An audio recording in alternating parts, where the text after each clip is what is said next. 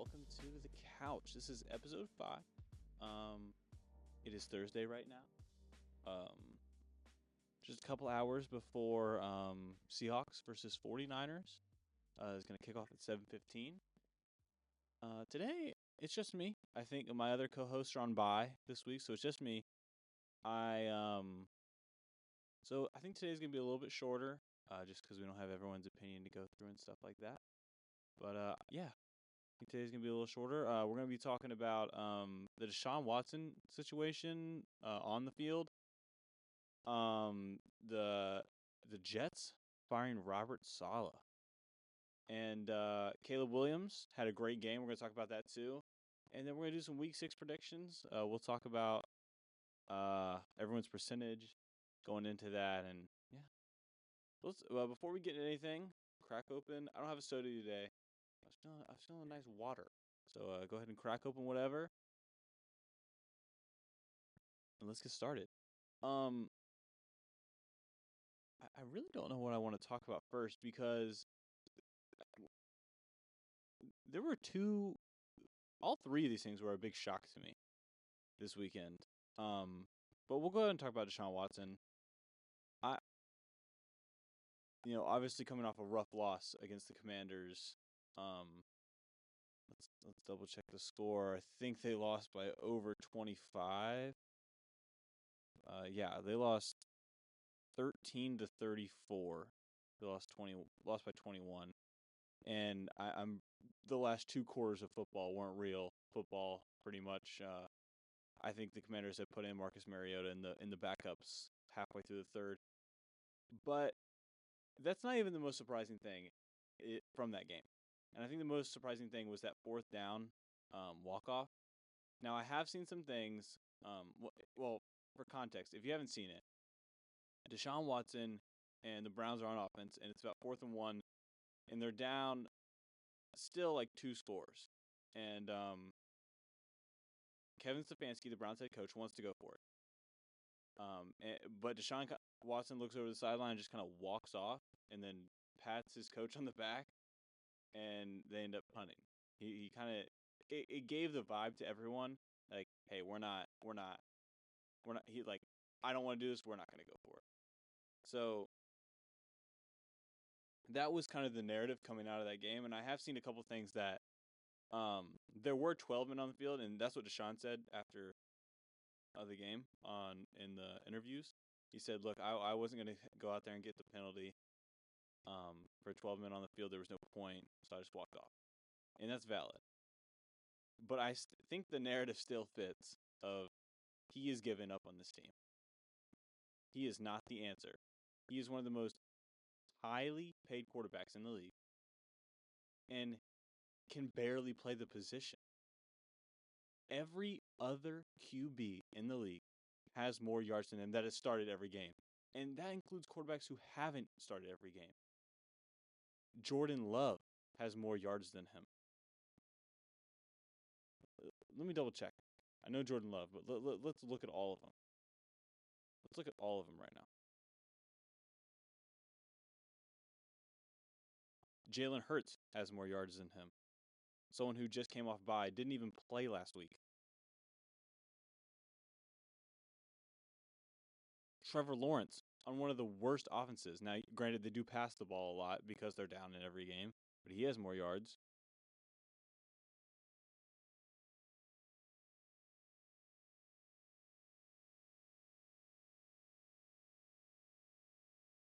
Justin Fields, Gardner Minshew, Bo Nix. Guys that are not being considered good or should be like starters in the league are even close to him. Will Levis is a couple hundred yards behind. Andy Dalton's catching up. Jacoby Brissett is right there. Anthony Richardson's right near there. And he hasn't played all the games.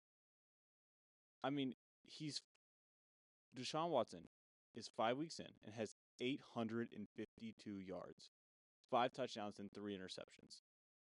And they're 1-4.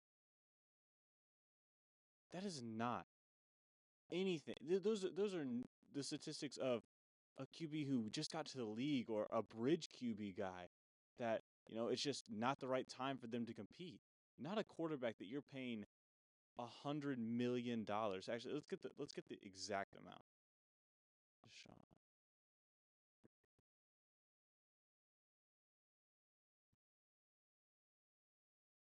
Because what are you doing? What are you doing besides not trying or not even being the answer? Like, to me, even like, okay, whatever. If it's 12 minutes on the field and you want to walk off, that's just, to me, sure, you're not going to get it anyways. But that just seems like such a an unsportsmanlike thing to do. You're not even going to be in the huddle and just like, all right, guys, let's go to the sideline. Like you're not even going to say anything. You just walk off, just ditch your team back there. Now, granted, he almost has stats from last season. But that wasn't much to speak of either.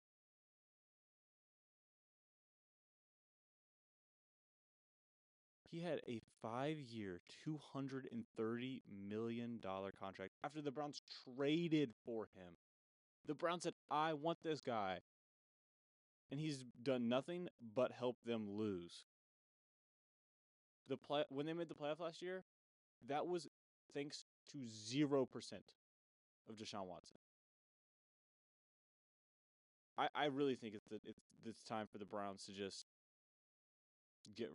get rid of that whole situation. I don't know if there's pressure from the owner or what, but Kevin Stefanski needs to put Jameis in. Jameis is going to put you in at least more games to win than that. I mean, they have a solid defense. They have Amari Cooper. They have Jerry Jeudy. They have, well, Nick Chubb is hurt right now, but they have Jerome Ford, who's a pretty solid running back. Deshaun Watson looks indecisive, inaccurate, and unable to play the position that he is getting paid the money to play. And he's not a good person. There's literally nothing. There's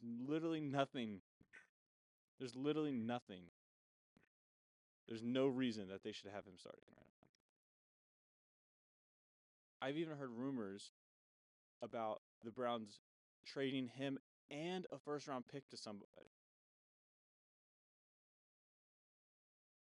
You're giving up your quarterback and a first-round pick just to trade for something? Deshaun has to be out of the NFL after this year. I don't know what to do if you're the Browns. Like, I don't think that you should trade him for all that. But you got to bench him. At least just have him there in the building doing nothing. Because this is ridiculous. It is actually baffling.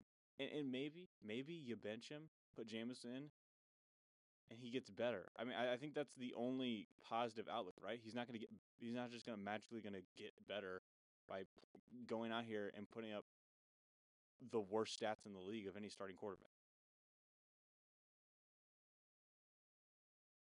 I think there's literally no reason that he should be in the league. It is awful. It is actually like terrible.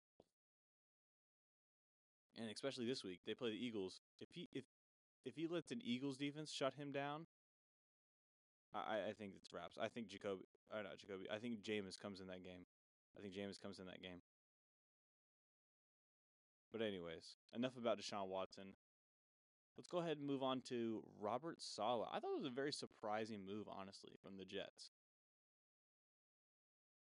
You come out, you're competitive with Minnesota for a good chunk of that game. I think things do start to fall apart after the couple Rodgers interceptions start piling. I think, especially after the pick six, things start kind of falling apart. But you're not necessarily out of that game, and especially Robert Saleh, he's a defensive coach. Defense ranks second in passing, 14th in rush defense, second in total defense. And so why are you getting rid of the guy who has built and spearheaded this defense, right? I mean, I know that they also gave up play calling to the quarterback's coach. But why are you going to fire your head coach? Now you're changing who's calling the offensive plays, and you're changing the head coach. That is just like, to me, that is too much change in 1 week for an organization to do anything good. Like there's maybe they turn out to be both good moves, but I think together it makes it's a much larger blow dealt to the Jets than just one. And I don't know why Nathaniel Hackett getting the axe wasn't the first move. I mean, the offense ranks 26th in yards per game, 24th in points per game. That's bottom half. Not even just like not necessarily in talent, but in the production is bottom half in everything. And I don't necessarily think that Aaron Rodgers is the problem. I think that having a 40-year-old quarterback is not, or 39-year-old quarterback is not, coming off an Achilles tear, is not the best thing for your offense. But look at Kirk Cousins. He can still go out there and play. And I think that Rodgers can still play too, but I think that it's not the strongest thing to build your offense around. And I also think that he's kind of a distraction. He brings in Nathaniel Hackett and Alan Lazard, and last year Randall Cobb. And none of these guys, he brings in these guys, and they're not really contributing. I will say Alan Lazard is having a decent year, but Nathaniel Hackett, why they essentially hired him and promoted him for Aaron Rodgers. Aaron Rodgers has everything he wants on the Jets, and he's still not succeeding. And I don't think that's Salah's fault. So I really don't know why they fired him. I have no idea. I think it is silly, and I think that he will be a DC quite soon somewhere else. Because I think he's proved he's a really solid defensive guy, right? There's nothing you can't really go against that. And even in the offseason, imagine this team with Hassan Reddick if he actually played and they gave him a contract. I cannot believe they fired Robert Saleh. I think all of the problems have nothing to do with Saleh, or are at least not rooted in Saleh. I don't think taking him out of the ground is going to help you at all.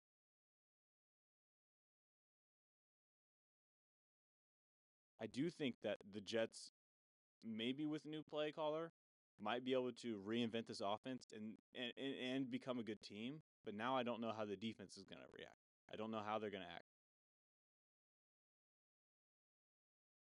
They have struggled against the run a lot.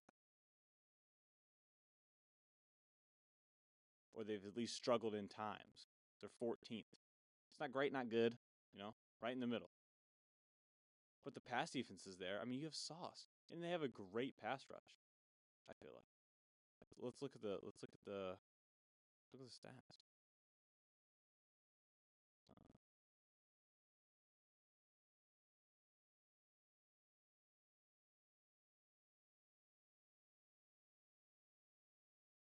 Yeah, I mean they're pretty solid. Will McDonald has 6 sacks. He's tied for second. I mean, this is a pretty solid pass defense. It's just you shore up the run a little bit and you're good. I could go on about the disbelief because it's just actually bewildering. It's like, what in the world is happening? But yeah, I think the problem was mainly rooted in Nathaniel Hackett and the way that the offense handles this game.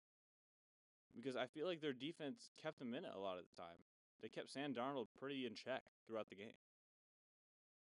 So I think firing Saleh was the wrong move. And I think they did the wrong move and then did the right move right after it. Like they realized, oh wait, oopsie. Let's go take away play calling from Nathaniel Hackett.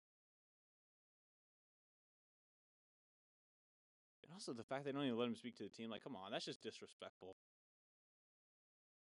I don't know. Seems like poor running of a football team to me.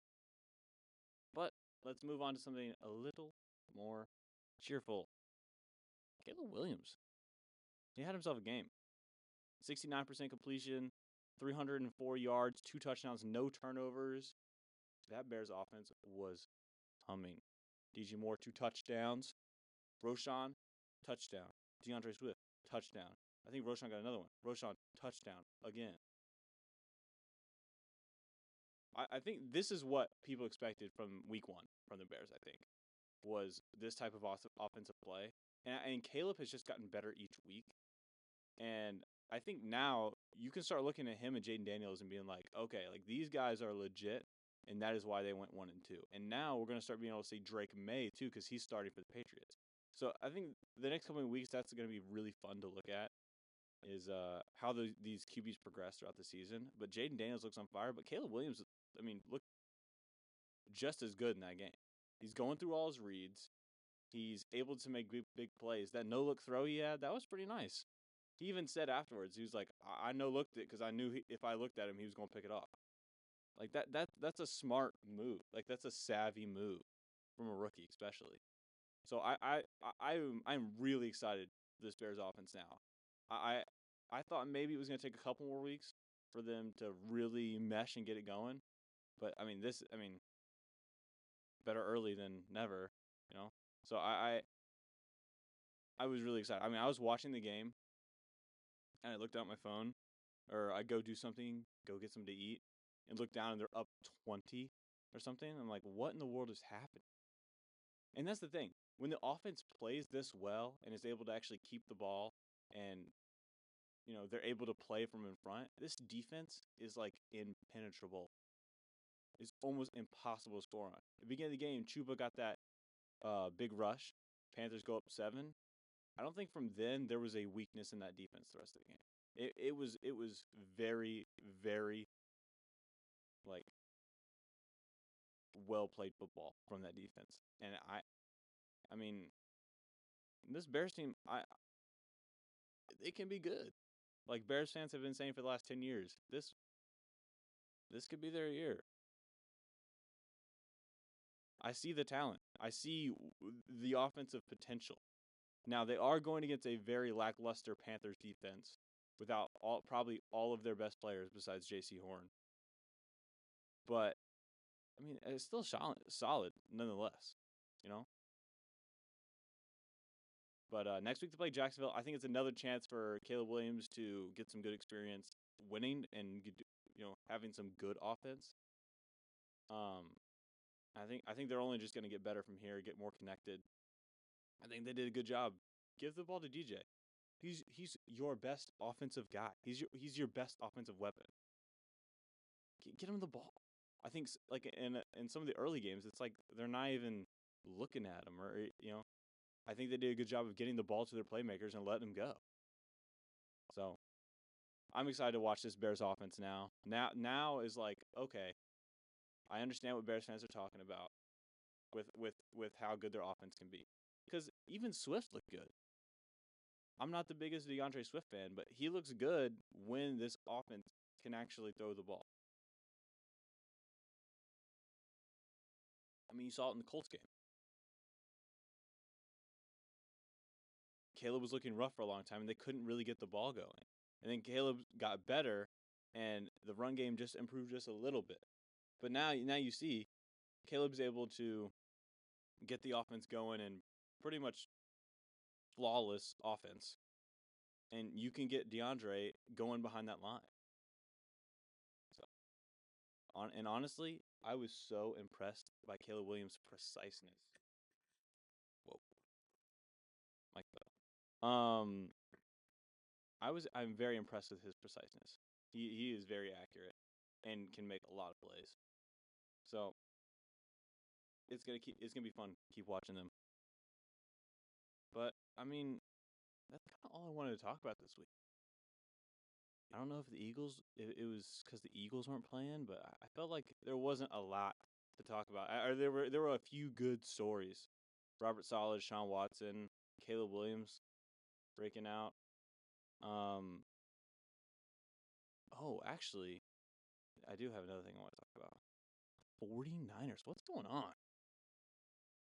This year, I feel like every time I watch a 49ers game, they're kind of just, choking the lead. That Rams game, they were up a good amount, had a pretty good chance to win it in the end, and then ended up losing. Same thing with Arizona.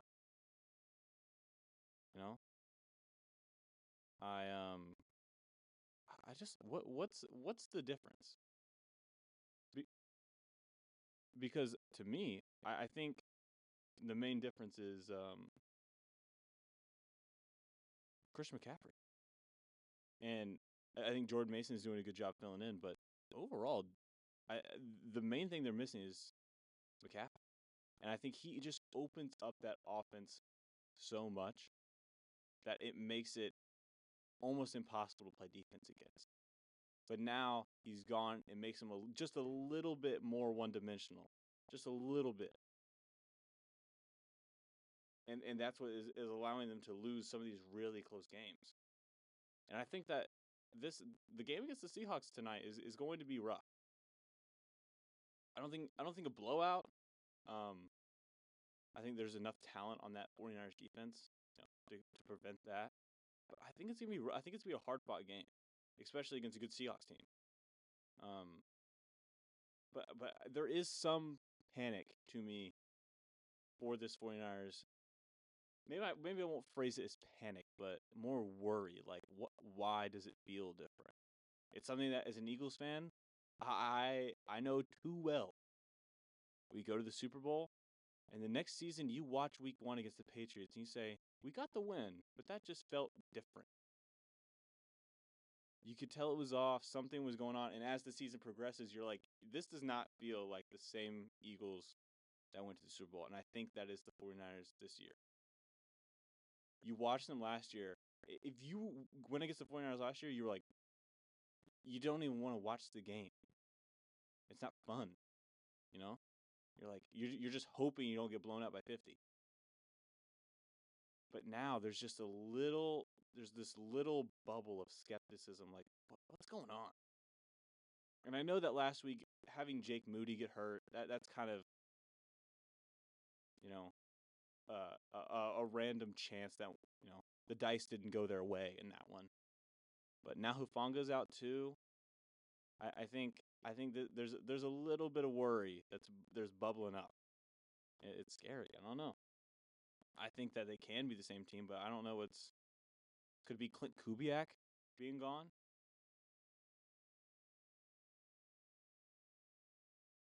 I don't know. But I think most of it is McCaffrey being gone. And I think if they get him back for the playoffs, they're able to, spread the offense just a little bit more. Spread the defense then, opposing defenses then, and I think that will give them enough to keep working. But right now, him being out, it does shrink their offense just a bit, and it makes it a lot harder to win games. But yeah, I think that's it. Well, let's go ahead and go to Week 6 picks, man. Let's just get into it. Last week, this is just a sad. But sadly, Carson is leading. He's got 20 out of 30 picks right. He's at 66%. Then next up is Jaden, who's got 8 out of 14 picks right, 57%. Then it's me. I'm dead at 15 out of 30, just 50%. So I gotta climb up my percentage this week a good amount, take the lead. And then Nathan's down at the bottom with 6 out of 14. He's 43%. I think just under 43%. I think I rounded up. But so we'll see how that keeps going. Hopefully next week we'll get Carson and some others back on. Let's go ahead and move on to picks. Tonight, Thursday Night Football, we got 49ers versus Seahawks. Like I said earlier, I'm a little worried about the 49ers. I don't think that they can't win this game. This is not an easy game to pick, but I like the Seahawks overall. I think tough loss against the Giants last week. I think they come back, get a pretty solid dub. Jacksonville versus Chicago in London. I know the Jaguars are like the London team. but give me the Bears. I think great, like I said, great showing against the Panthers. Defense looks amazing. I think Lawrence and this Jaguars offense really struggles against this Bears defense. And I think Caleb has another big game. I think is another solid game when you're gonna look. Hey, that's why he's like.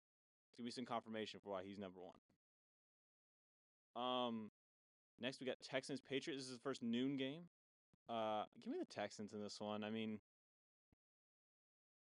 good win against the Bills last week. I just don't think that Drake May is gonna have a good time showing out against the Texans defense. It's not the friendliest. So yeah, go ahead and give me the Texans. Moving on, Commanders Ravens. There's a lot of good matchups this week. Like tonight's a good matchup, and this is probably one of the closest matchups this week. Commanders Ravens. This is gonna be a lot of fun. I think, similar archetypes, especially in team, especially in the offense. You got, two great quarterbacks with a good rushing ability, some good running backs.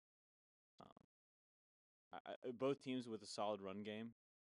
I think it's gonna be surprisingly low scoring. I do think that the Ravens do have the edge on the defensive battle. I don't know why I do this. It's more like this, like all the way. But I think the Ravens have a better defense overall, and I think that that's going to help them win this game. I think this will be, the first time we see Jaden Daniels kind of struggle. Even last week, he looked a little less comfortable overall. I mean, still balled out, but less comfortable than the week prior against the Cardinals, where he was like 89% completion. So, I mean, it's hard to be more composed than that. But yeah, I think Daniels kind of struggles this week. I think, I think that he's not going to see the same success he has in the past 2 weeks. But I still think it'll be close. But give me the Ravens. I trust Lamar and the Ravens defense just a little bit more than the Commanders right now. But it's gonna be good. Next we got Browns Eagles. Eagles easy. I don't even coming off a bye week. I think Devontae and AJ Brown are gonna be back. I think we're gonna have a pretty good chance at being able to put this game away early, especially if the defense shows up. Like they played in that Saints game. They played really good in that Saints game, and then that's kind of the only time they've played really well. Cooper DeJean is starting this week, so we'll see. We'll see what he has to offer, but I think the Eagles are going to pull this one out. Like I said, I think Deshaun is going to struggle, and I think they just will probably end up giving up on him after this game. Next we got Cardinals Packers. Now this is a close game because Cardinals. I was the only one to pick them last week against the 49ers. And I think there's a lot of potential in this Cardinals team and a lot of really good players. But the Packers offense is just too good. Last week put on a show against LA. Give me the Packers. I think Jordan Love is one of the best quarterbacks in the league, and I think this Packers team overall is going to be able to take this Cardinals team down. Go ahead and move on. We got Buccaneers versus Saints. Derek Carr is out, and that is literally the only note I have in this game. Derek Carr's out. I don't think Spencer Rattler is going to be able to do enough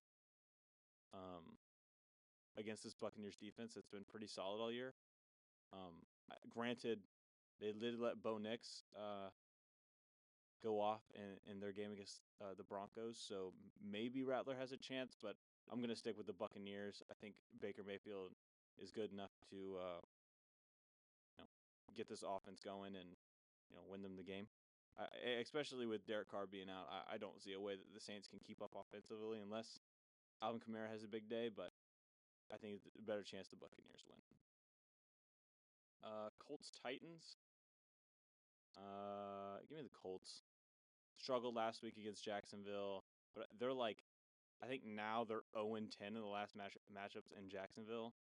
So, I think they just got bad luck there. Joe Flacco still looked good. The team looked good. The defense just didn't hold up as well as you'd like. But I think they'll have it this week against the Titans. I don't know if Levis or Rudolph is starting, but we'll see. I don't think that either quarterback changes the game too much. So give me the Colts in that one. So now we'll move on to the 3:00 games. At 3:05, we got Chargers versus Broncos and Steelers versus Raiders. Chargers Broncos. Give me the Broncos. Really good look for that defense last week against the Raiders. I think Justin Herbert hasn't passed for over 200 yards all year, and I think this Broncos defense is going to hold strong and be able to win them this game. So, and then we got Steelers Raiders, and give me the Steelers. That I was very surprised they found a way to lose the game against Dallas last week. It was very close throughout. Dallas kept giving them chances. But I think that this week they'll be able to get a win against the Raiders team that is struggling playing football and also managing football. Devontae's obviously not going to be there, and changing quarterbacks. I don't see that as a recipe for a win. So give me the Steelers.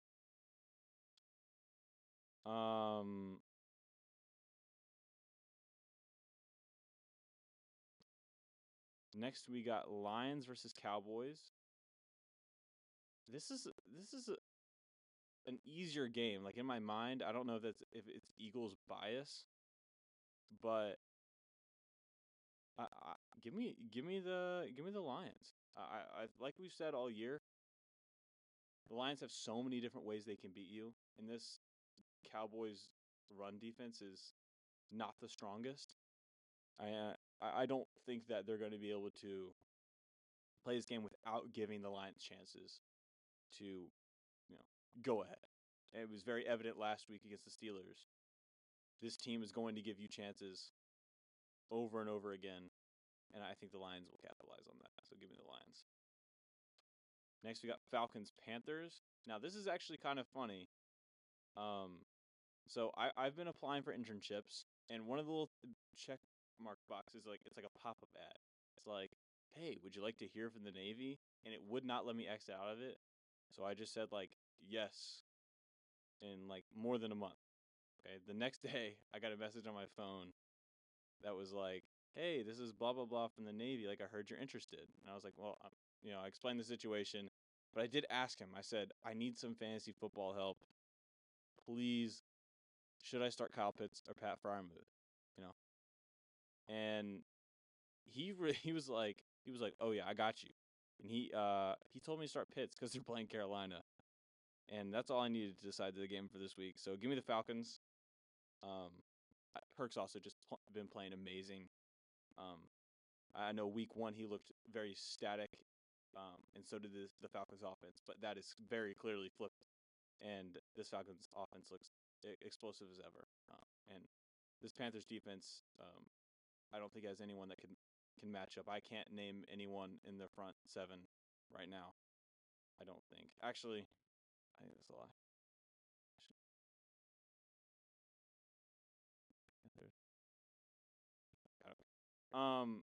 But their defense is not good. That's what I'm saying. Their defense is not good. They're not going to be able to stop Kirk. Give me the Falcons. Go ahead and move on. Oh, by the way, he told me to start Pitts. The Navy told me to start Pitts, so I'm starting Pitts. I'm trusting the advice. So I did also ask Ace Purple. I asked Ace Purple if there were any waiver wire pickups, and he told me Brock Purdy. So Brock Purdy's on waivers. Ace Purple, he's letting you know. Go pick him up off waivers. Let's go ahead and move Sunday night. We got Bengals Giants. This Bengals team has been struggling all year. The defense is really not good. Give me the Giants. I think this is one of those games where the Bengals offensively kind of overshadow this Giants team, but the Giants defense it has started to play and mesh together really well, especially last week against the Seahawks.